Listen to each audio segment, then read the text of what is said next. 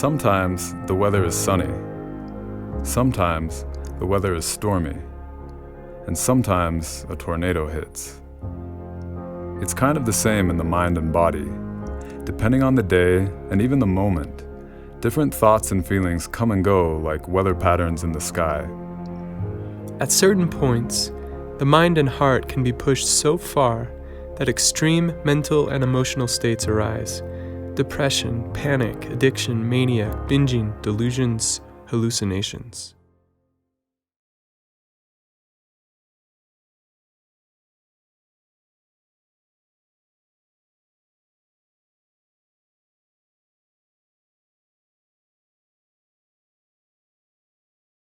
When you're actually in these negative storms that can last months and even years, it's very hard to think that it's possible to step outside of it. It is your world. Troubling thoughts and distressing emotions aren't anything new, of course. But some research studies suggest that in the complexity of the modern world, the number of individuals facing mental and emotional disorder is increasing, and not just because we're more aware of these problems.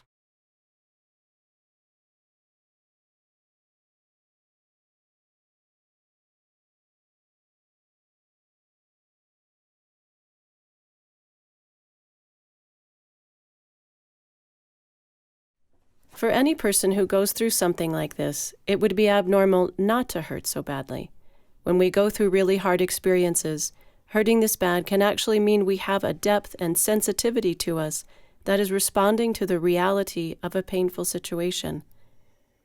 In other cases, overwhelming mental or emotional pain can seem to hit us out of the blue in ways that are not proportional to surrounding events.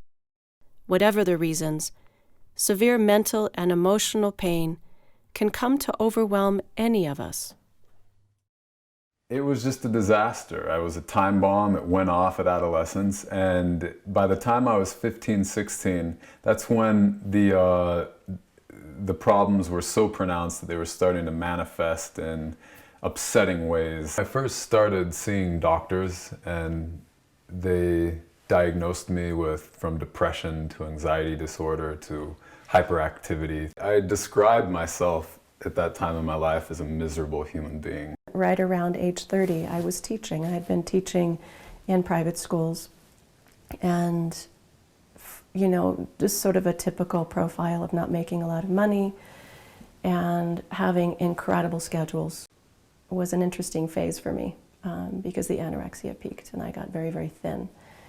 And also during that time, I began to experience anxiety and depression, and a phase where I felt just out of control, like I didn't quite know how to get a grip on all that was going on, and I couldn't quite handle it. Whoever it happens to hit, whatever exactly it is, and however it arises, the collective mental and emotional pain in the United States and across the world is enormous. Motivated by the possibility of reducing some of this mental and emotional pain, an enormous research effort composed of hundreds of scientists has taken place and continues today.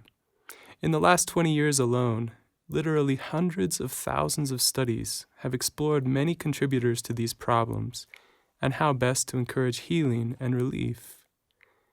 To give you a sense of what we're talking about, our own search of a major medical database shows that from 1940 to 2012, there were over 100,000 research and scholarly articles on depression alone, 99,000 exploring anxiety disorders, 42,000 on eating disorders, and 23,000 looking at ADHD. With the sheer number of studies done, you might expect that the amount of mental and emotional burden around us is decreasing. Instead, the scope of these problems seems to be getting worse. Depression, for instance, has become the leading cause of disability in the U.S. for ages 15 to 44, and the fourth highest source of the global disease burden.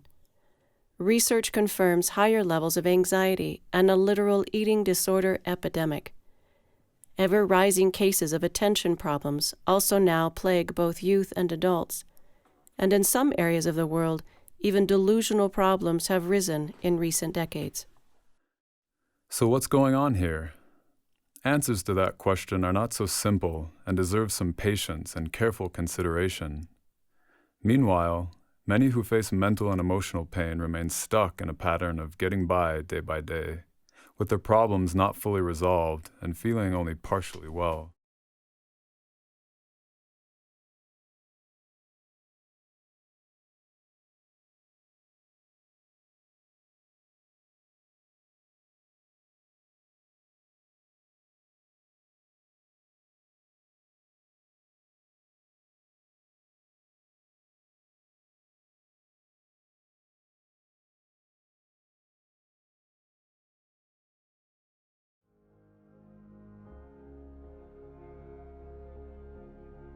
Have you or one of your loved ones ever felt similar discouragement? This class was inspired by seeing way too much of this, including in our own family and friends, including in us.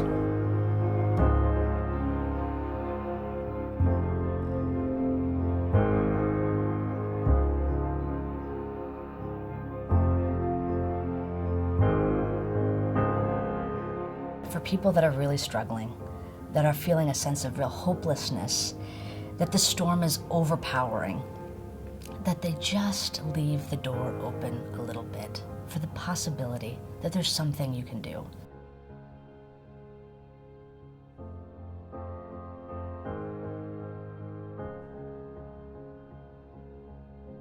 What I'm talking about is a kind of courage and a kind of sincerity where you look at your life and you're willing to just see what's there. And you realize in doing so that where you were really losing your energy, what was really causing your suffering that you didn't realize was causing you to suffer, was all the energy you were spending on avoiding, all the energy you were spending on resisting. When you stop resisting, when you stop avoiding and you look, you open your closet and look at that boogeyman. And you realize that you're equal to that task. You can look at it and it won't destroy you. And it's the willingness to just hold your life, all of your life, in awareness that empowers you to take account and start moving in a direction that feels right.